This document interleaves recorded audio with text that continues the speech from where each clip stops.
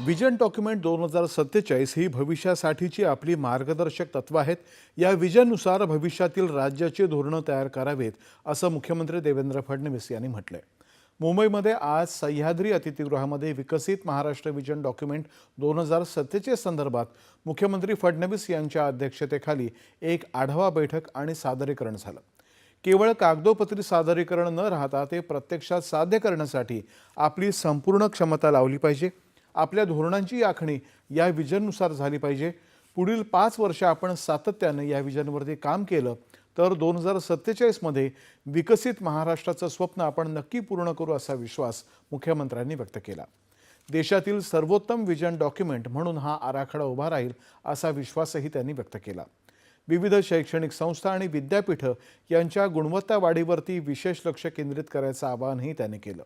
या बैठकीला उपमुख्यमंत्री एकनाथ शिंदे, मुख्य सचिव राजेश कुमार यांच्यासह विविध विभागांचे अपर मुख्य सचिव, प्रधान सचिव आणि सचिव उपस्थित होते।